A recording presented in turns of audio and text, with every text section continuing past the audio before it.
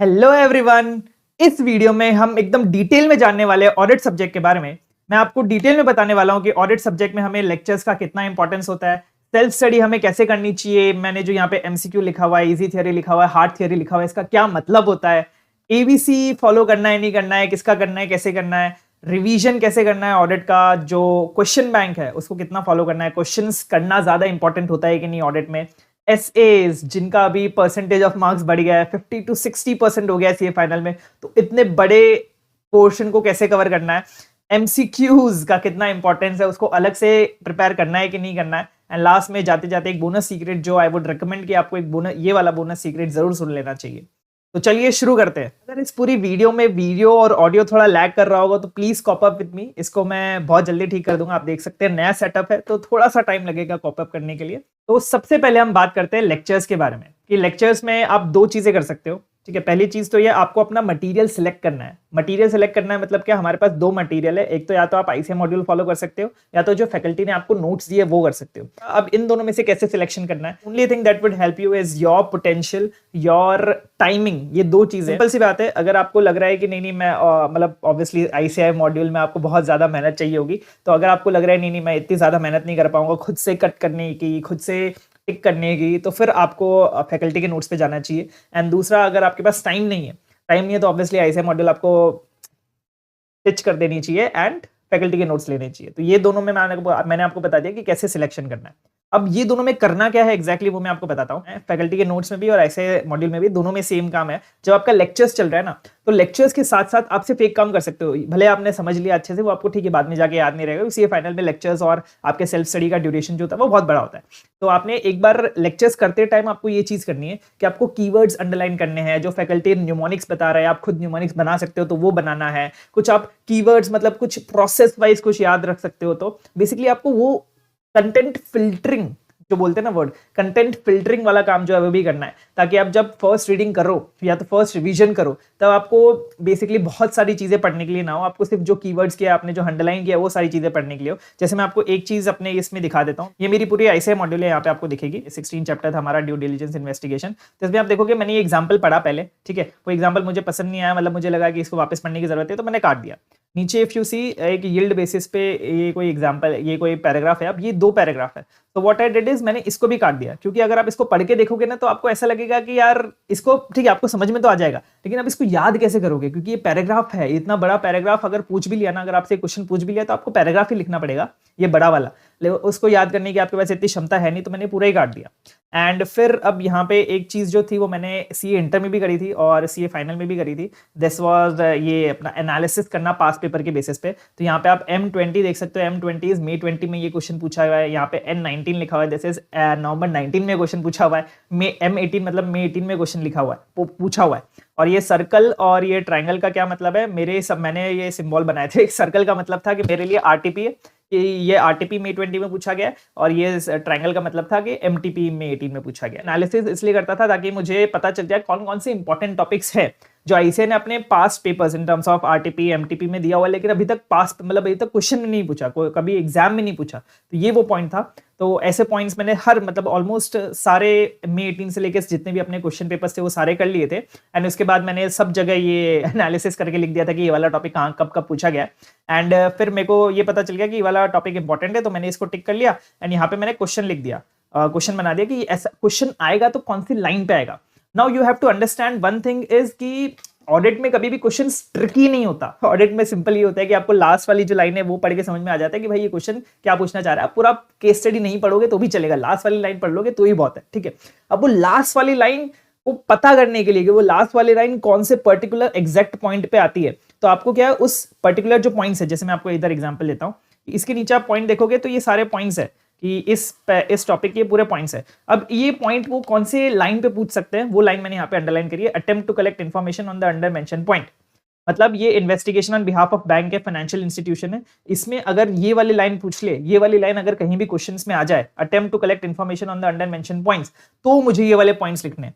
अब ये आप बोलोगे ये तो ऑब्वियस है ना, मतलब investigation on behalf of bank और एफआई पूछा तो देखो ये वाले पॉइंट्स लिखने, लेकिन ऐसा नहीं है, क्योंकि आप इसी टॉपिक में देखोगे नीचे नीचे जाते जाते, मैं अगर नीचे नीचे लेके जाऊं आपको तो यहाँ पे एक और ये पॉइंट्स वाला सिस्टम शुरू हो रहा है, ABC ठीक है। और मैं अगर आपको नीचे लेके जाऊं तो एक और ये steps involve in verification of assets and liabilities, तो मैंने सब जगह सब सब पॉइंट्स के ऊपर जहां पे भी ये एक एक लाइन है वो मैंने अंडरलाइन कर दी है, ताकि मुझे पता चले एग्जैक्टली कि अगर investigate the profitability of business पूछा है तो मुझे ये 3 पॉइंट लिखने हैं, उसके नीचे अगर verification of assets and liabilities पूछा है तो मुझे फिर ये वाले पॉइंट लिखने हैं, ये steps involve in verification of assets and liabilities. तो ये बहुत ज्यादा इंपॉर्टेंट चीज है ऑडिट में। बच्चे इसी में गलती करते हैं कि वो समझ नहीं पाते कि भाई कहाँ से क्वेश्चन पूछा गया है, फिर वो या तो बहुत सारा लिख देते हैं या तो फिर जो पूछा गया है वो नहीं लिखते। तो this is the main thing जो आपको करनी है ऑडिट में। आपको एक तो जस्ट पॉइंट्स के ऊपर जो 2-3 लाइन है वो आपको मार्क करनी है, ताकि आप वो अच्छे से पढ़ के जाओ, ताकि आपको पता चले कि अगर उस पॉइंट उस लाइन अगर वो लाइन अगर क्वेश्चन में मेंशन कर दी तो आपको पता चल जाएगा अच्छा ये यहाँ से क्वेश्चन पूछा गया है और मुझे ये वाले पॉइंट्स लिखने हैं। ठीक है, एक तो ये चीज आपको करनी है। आपका जब लेक्चर का टाइम चल रहा है, एक लेक्चर का टाइम जब आप लेक्चर देख रहे हो तब आपको ये सारी चीजें भी करनी है। जैसे आप यहाँ पे देखोगे कि मैंने एक शॉर्ट में लिख दिया कि ये पूरा का पूरा पॉइंट क्या बोलना चाह रहे हैं। जैसे वाई, पर्पस की पर्पस क्या था, आपको लोन क्यों लेना है, रीपे आप रीपे कैसे करोगे, repay how, schedule of repayment of loan submitted by, ये सब देखोगे, सब पूरा रीपेमेंट की पोजीशन, आपकी क्या फाइनेंशियल पोजीशन क्या है, आपकी रेपुटेशन क्या है, ऑथराइज क्या, ये ऑथराइज है लोन लेना, हिस्ट्री क्या है, यहाँ पे मैंने हिस्ट्री अंडरलाइन कर दिया, पोजीशन वापस आ गया इकोनॉमिक पोजीशन, और रिजेक्शन क्या, आपको पहले कभी रिजेक्शन मिला हुआ है। ठीक है, तो ये ऐसे करके आपको जितने भी न्यूमोनिक्स है, जितने भी कीवर्ड, आप जैसे ही करके, जैसे मतलब मैं बता रहा हूँ आपको, ये पूरे पॉइंट्स ऐसे याद नहीं रहेंगे, ये पूरे पॉइंट ऐसे याद रहेंगे, ये पॉइंट्स ऐसे ही याद रहेंगे। आपको एक एक कीवर्ड निकाल के उसको कैसे ना कैसे प्रोसेस करके, कैसे ना कैसे लिंक करके करना पड़ेगा। अब ये अगर आपके फैकल्टी करके दे रहे हैं तो बहुत बढ़िया है, क्योंकि अगर फैकल्टी करके दे रहे हो तो वही ले लो, क्योंकि उन्होंने भी यार कुछ बहुत सारा सोच के गया होगा। लेकिन अगर अपने फैकल्टी ने नहीं करके दिया है तो आपको खुद को करना पड़ेगा। करो लेक्चर्स में सिर्फ आप इतना ही कर सकते हो, आप याद करने मत जाना लेक्चर्स में, क्योंकि लेक्चर्स में याद करोगे सेल्फ स्टडी तक आते आते आपको कुछ भी याद नहीं रहेगा। तो याद करने में मत जाओ, कंटेंट को जितना ज्यादा फिल्टर आउट कर सकते हो कि भाई कौन सी चीजें आपको करनी है, कौन सी चीजें नहीं करनी है। अब कौन सी चीजें नहीं करनी है उसके लिए मैं आपको सेल्फ स्टडी वाले पॉइंट पे आते हैं अपन। तो सेल्फ स्टडी में 3 चीजें हैं, एमसीक्यू, इजी थियरी और हार्ड थियरी। एमसीक्यू मतलब क्या कि वो सारे लाइंस, मतलब उस पूरे सब्जेक्ट में जहां से भी आप रेफर कर रहे हो, आईसीएम मॉड्यूल से रेफर कर रहे हो या फिर अपने नोट्स की फैकल्टी के नोट्स से रेफर कर रहे हो, तो उस पूरे सब्जेक्ट में जो भी लाइन, जो भी पर्टिकुलर लाइन एमसीक्यू के लिए पूछी जा सकती है, जो भी पर्टिकुलर लाइन एमसीक्यू के लिए 1 मार्क में पूछी जा सकती है, वो सब तो आपको करनी ही करनी है। ठीक है, क्योंकि ये आपको एमसीक्यूज में भी हेल्प करेगी और ये आपको कहीं ना कहीं थियोरेटिकल पोर्शन में उसमें भी हेल्प करेगी। इजी थियरी क्या होता है? इजी थियरी आर वो थिंग्स जो मैंने आपको बताया कि आपने न्यूमोनिक्स बना लिया, जिसका आपने जिसको प्रोसेस वाइज याद कर लिया, आपने कुछ कीवर्ड्स अंडरलाइन कर लिया, उसकी तरफ से आप कुछ याद कर पा रहे हो, कुछ लिंक करके याद कर पा रहे हो, या बहुत ईजी है, मतलब उसको आप एक बार पढ़ा, आपने समझ लिया और बस आपको याद हो गया। ये होती है इजी थियरी। इस पे भी आपको जाना ही जाना है, मतलब ये एमसीक्यूज प्लस इजी थियरी तो आपको करनी ही करनी है। ठीक है, एंड तीसरे हम आते हैं हार्ड थियरी पे। हार्ड थियरी इज बेसिकली जो लैंग्वेज आपको याद करनी पड़ती है, जो आपको समझ में नहीं आ रहा, आपको रट्टा मारना पड़ेगा, आपको उसको बहुत ध्यान से पढ़ना पड़ेगा, उसको बार बार रिवाइज करना पड़ेगा याद करने के लिए, नहीं तो याद ही नहीं होगा। जैसे पैराग्राफ में जो चीजें होती है, जो चीजें पैराग्राफ में होती है जो बहुत इररिलेवेंट होती है, वो सब हार्ड थियरी है।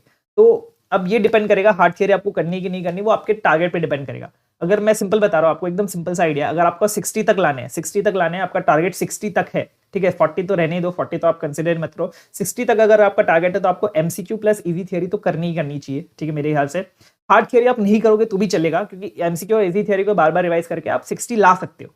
एंड अगर आपका उससे ऊपर का टारगेट है तो आपको थोड़ा बहुत हार्ड थियरी भी कंसिडर करना पड़ेगा। जो मैंने ये MCQ, easy theory, hard theory भी कर लिया, अब मैं आपको एबीसी के बारे में बताता हूँ। सो एबीसी का ऐसा होता है ना, इसमें भी सेम मैं आपको सेम चीज बोलूंगा कि अगर आपका 60 मार्क्स का टारगेट है तो आप सिर्फ ए और बी कैटेगरी करो। मैं बोल रहा हूँ सिर्फ ए और बी, आपको सी के तो मैं तो बोलता हूँ लेक्चर्स भी मत देखो, बिकॉज बिलीव मी, अगर आपको अपना पोटेंशियल पता है कि नहीं आप बहुत ज्यादा नहीं पढ़ सकते, you are an average student, except that, मतलब ये आपको एक्सेप्ट करना पड़ेगा कि you are an average, if you are an average student तो आपको एक्सेप्ट करना पड़ेगा कि I am an average student और मैं सिर्फ ए और बी करूंगा। पूरा कोई भी नहीं कर सकता। जो रैंक 1 है, जिसके एवर हाईएस्ट मार्क्स आए होंगे ऑडिट में, वो भी पूरा नहीं कर सकता। मेरे इंटरमीडिएट में ऑडिट में एवर हाईएस्ट मार्क्स आए थे 95 मार्क्स, और मैं बोलता हूँ मैंने भी पूरा नहीं किया था, सिर्फ 80% ऑडिट किया था। लेकिन उसको बार बार रिवाइज करना है, बार बार रिवाइज करना है, बार बार रिवाइज करना है। और जिसको थोड़े से ज्यादा मार्क्स लाने, जो रैंक वैंक की प्रिपरेशन कर रहा है, जिसको बहुत अच्छे मार्क्स लाने हैं, तो उनको आपको थोड़ा सा पार्ट सी कैटेगरी का करना पड़ेगा। ऑब्वियसली हार्ड थियरी वो जो छोड़ के बाकी जो पार्ट आता है वो अपने को करना पड़ेगा सी कैटेगरी के चैप्टर्स का भी। ठीक है, हमने एबीसी की बात कर ली, अब हम बात करते हैं रिवीजन के बारे में। एक पॉइंट्स हमारे पास, सपोज 5-6 पॉइंट्स है जिनको अपने याद रखना है, ठीक है, और उसके हमारे पास कुछ कीवर्ड्स है, कुछ न्यूमोनिक्स है, तो आपको क्या करना है, उस पॉइंट्स को 2-3 बार पढ़ना है। मतलब आपने एक बार पढ़ा, फिर 2 बार पढ़ा, फिर 3 बार पढ़ा। ठीक है, अब आपको रिकॉल करना है, अब रिकॉल कैसे करना है ना, आपको हाथ रख के उसको रिकॉल करना है, लेकिन इसमें बहुत सारे बच्चे गलती करते हैं। पता नहीं, बच्चे शायद अपने आप को रोबोट समझ लेते हैं, लेकिन ऐसा है। बच्चे क्या करते हैं ना कि उन्होंने 2 दिन पहले जो पढ़ा हुआ उसको रिकॉल करने की कोशिश करते हैं। अच्छा मैंने क्या पढ़ा था, अरे अरे मेरे को याद नहीं आ रहा, अरे क्या था, वो था। ऐसे नहीं करना है आपको। This is the wrong way. आप कोई रोबोट नहीं हो, you are not a robot कि आपको 2 दिन पहले, आपको 1 घंटे पहले का याद नहीं होगा, आप 2 दिन पहले का कर रहे हो। आपको सिर्फ टॉपिक वाइज रिकॉल करना है, आपको पूरा चैप्टर भी रिकॉल नहीं करना है। पूरा चैप्टर भी आपसे रिकॉल नहीं होगा, आपका दिमाग खराब हो जाएगा, आपको समझ नहीं आएगा भाई मैंने इतना अच्छे से पढ़ा था, मेरे को याद क्यों नहीं आ रहा है। और आपको सिर्फ एक ही बार रिकॉल करना है। जब आप पढ़ रहे हो ना, पहली बार पढ़ रहे हो तभी आपको रिकॉल करना है, बार बार रिविजन में रिकॉल नहीं करना है। तब तो सिर्फ आपको पढ़ना है, आपको उसको जितनी ज्यादा बार हो सके पढ़ना है। और ये ठीक है, आप कैसे लर्न करते हैं ऑडिट को, वो आप मेरा एक यूट्यूब वीडियो प्लीज जाके देख लीजिए। मैंने जस्ट अभी 6-7 महीने पहले एक रिवीजन, एक हाउ टू लर्न ऑडिट करके मैंने एकदम पूरा डिटेल में बताया कि एक पूरा टॉपिक लेके मैं एज अ स्टूडेंट कैसे उसको याद करता हूँ, कैसे उसको लिंक बना के, कैसे प्रोसेस बना के। हो सके तो मैं डिस्क्रिप्शन में उसकी लिंक डाल दूंगा, तो आप वहां पे जाके उस वीडियो को प्लीज देख लेना, ताकि आपको पता चले कि कैसे लिंक बना के जो मैं बोल रहा हूँ चीजें वो कैसे याद करते हैं। तो now back to this video. तो अब तब आप बोलोगे यार ऐसे कैसे रिकॉल होगा, रिकॉल नहीं करेंगे तो पता कैसे चलेगा हमको याद है कि नहीं है। तो उसके लिए आपको मॉक टेस्ट लिखनी है, दिमाग में डाल लेना, मॉक टेस्ट लिखनी है। कम से कम 2-3-4, मतलब जितनी हो सके लिख दो, लेकिन कम से कम 2 मॉक टेस्ट तो लिखो ही लिखो। एंड तब आपको, जब आप मॉक टेस्ट लिखोगे तब आपको समझ में आएगा, अच्छा मेरे को याद आ रहा है, मैंने 2-3 बार पढ़ा फिर भी मेरे को याद आ रहा है। तो वो तब पता चलेगा। रिकॉल मत करना, मैं बता रहा हूँ, टॉपिक वाइज से ज्यादा चैप्टर तो रिकॉल करना ही मत। सिर्फ टॉपिक में मैक्सिमम आप टॉपिक या रिकॉल कर लेना, लेकिन चैप्टर रिकॉल मत करना, आपकी हालत खराब हो जाएगी, आपका कॉन्फिडेंस लूज हो जाएगा, प्लीज। तो रिवीजन की बात हो गई, अब हम बात करते हैं क्वेश्चन बैंक के बारे में। तो क्वेश्चन बैंक मेरे ख्याल से ऑडिट में क्वेश्चन बैंक का ज्यादा रेलेवेंस नहीं है। आपको क्या करना है, आपको जस्ट अपना एक बार आपने चैप्टर पढ़ा, ठीक है, चैप्टर आपने जो जो कीवर्ड्स लग रहे थे, जो भी प्रोसेस लग रही थी, वो आपने उसको किया और उसको 2-3 बार पढ़ लिया अच्छे से, और थोड़ा बहुत रिकॉल करने की कोशिश कर ली। अब उसी चैप्टर के जो आईसीआई मॉड्यूल के क्वेश्चंस है वो आपने एक बार देख लिए। बेसिकली आपको उसमें कुछ रिकॉल नहीं करना कि अच्छा ये वाला क्वेश्चन है तो इसमें मैं क्या क्या लिखता, आपको ये नहीं करना। आपको बस ये देखना है ये क्वेश्चन है, अब इसमें मैं क्या लिखता है इन टर्म्स ऑफ कि ये कौन से टॉपिक का क्वेश्चन है, और फिर वो देखना है कि अच्छा वो टॉपिक का क्वेश्चन है कि नहीं है। बेसिकली इतना करना है आपको, वो टॉपिक के अंदर जाके रिकॉल करने की जरूरत नहीं, अच्छा ये क्या को इतना समझ पा रहा हूँ कि नहीं समझ पा रहा हूँ कि कौन से टॉपिक का क्वेश्चन है। अगर वो आपको समझ में आ जाए तो काट दो उस क्वेश्चन को, आप देखने की जरूरत ही नहीं है। अगर आपको समझ में नहीं आ रहा है और आपको देखना पड़ा, फिर आपको पता चला नहीं नहीं तो गलत था मैंने जो देखा, तो आपको एक बार वो क्वेश्चन टिक कर लेना है। तो ऐसे ही करके आपको क्वेश्चन फिल्टर आउट करने ऑडिट में।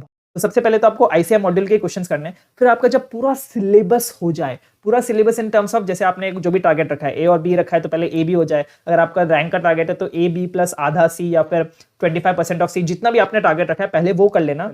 अब ये सारे चैप्टर्स का जब सब कुछ हो जाए तब आपको क्वेश्चन बैंक पे जाना है। क्वेश्चन बैंक में बता रहा हूँ, ऑडिट का क्वेश्चंस का कोई रेलेवेंस नहीं है, कोई क्वेश्चंस रिपीट नहीं होते। मतलब जनरली पूरे के पूरे क्वेश्चन ऑब्वियसली कॉन्सेप्ट्स रिपीट होते हैं, टॉपिक रिपीट होता है, लेकिन क्वेश्चंस रिपीट नहीं होते। मेरा ये कहने का मतलब है, तो क्वेश्चंस एज सच करने का कोई ज्यादा रेलेवेंस नहीं है।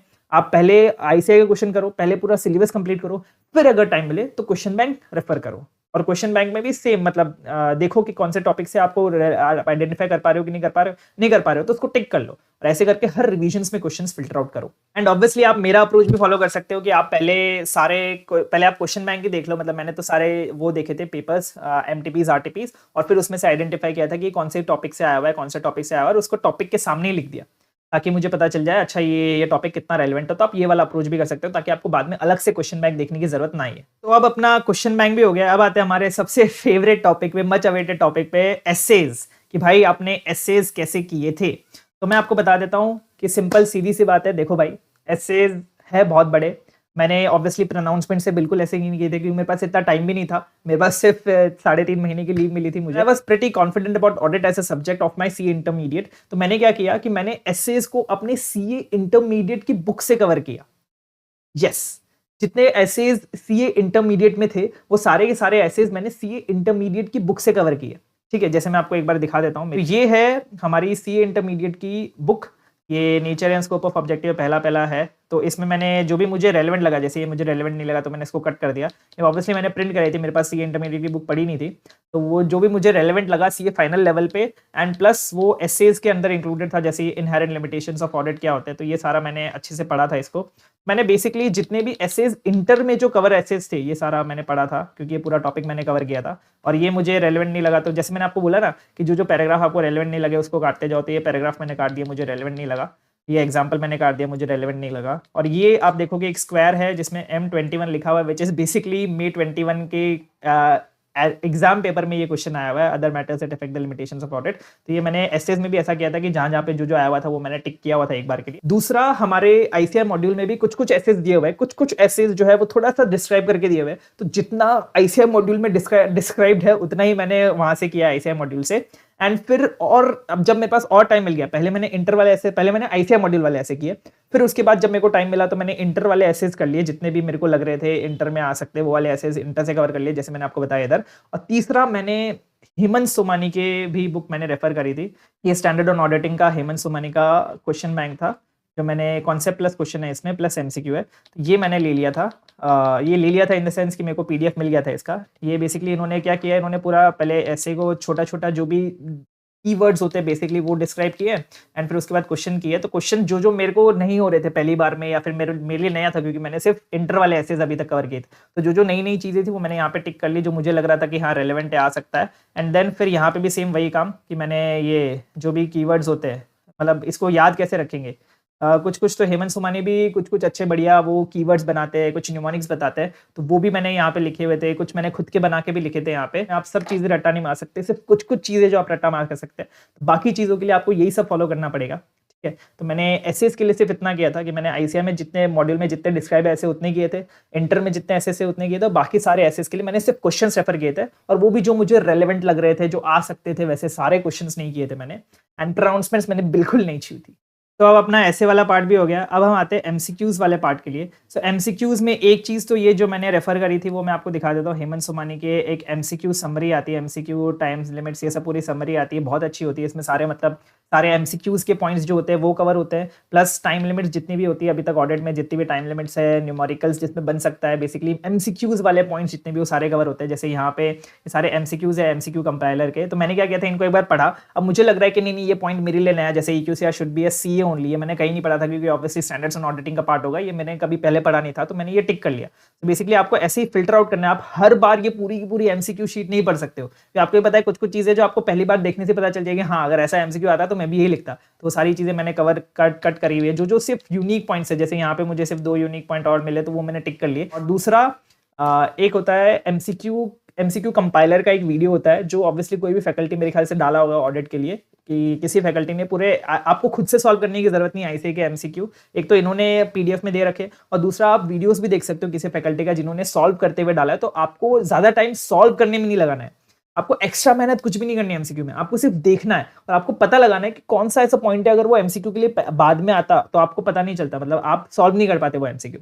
वो एमसीक्यूज आपको आइडेंटिफाई करने हैं, आपके कॉन्सेप्ट नोट्स में लिखने हैं, या फिर ऐसे आपको टिक कर लेना है। बेसिकली ये एमसीक्यूज के लिए आप इतना कर सकते हो। लास्ट में आता है बोनस सीक्रेट। तो एक बोनस सीक्रेट से पहले मैं आपको पूछना चाहूंगा कि ये मेरा नया सेटअप आप कमेंट में करके जरूर बताना आपको कैसा लगा। थोड़ा एंगेजिंग रहे डिस्कशन, इसलिए मैंने ये ट्राई किया ये सेटअप रखने का।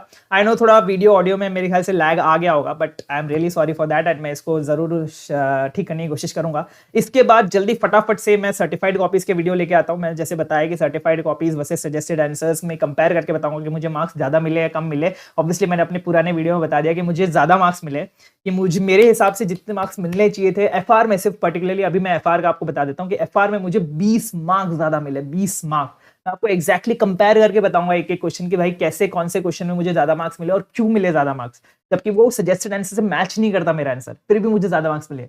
तो ये चीज आपके लिए बहुत ज्यादा इंपॉर्टेंट रहने वाली है कि कैसे आप ज्यादा मार्क्स स्कोर कर सकते हैं, गलत आंसर लिख के भी ज्यादा मार्क्स कैसे स्कोर कर सकते हैं। तो ये आपको जरूर देखना है। थोड़ा सा डिले हो गया क्योंकि मैं अभी जस्ट आप देख सकते हैं मैं पूरा घर में शिफ्ट हो गया, मैं मुंबई से घर आ गया हूँ वापस अपने घर स्वीट होम स्वीट होम पे।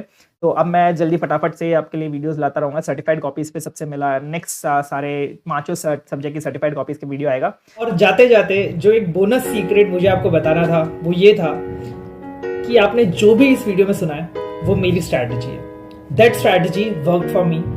Every individual is unique. हाँ ठीक है, मैं बहुत ऐसे बड़ी बातें कर रहा हूँ, आइडियल बातें कर रहा हूँ, बट बिलीव मी, जब मैं एमडीपी हमारा जो था एसीआई का, जहाँ पे सारे रैंकर्स मिले थे मुझे सीए फाइनल के, मैं एक बात गारंटी के साथ कह सकता हूँ कि सारे के सारे रैंकर्स डाइवर्स थे। वो रैंकर्स थे जिन्होंने मैंने जो स्ट्रैटेजी बताई वैसी फॉलो करी थी, वो रैंकर्स भी थे जिन्होंने बिल्कुल इसका उल्टा किया था। Strategy which I told you is not the only way to get through it. Only thing common among all rankers was they were consistence. ये यार द थिंग इज वो 10% में आने के लिए ना यही चाहिए होता है, आपको हर दिन पढ़ाई करनी पड़ती है भले कुछ भी हो जाए। No one would ask on your result कि यार तूने कितनी मेहनत करी थी या तूने क्या किया था, सब आपका सिर्फ रिजल्ट देखेंगे।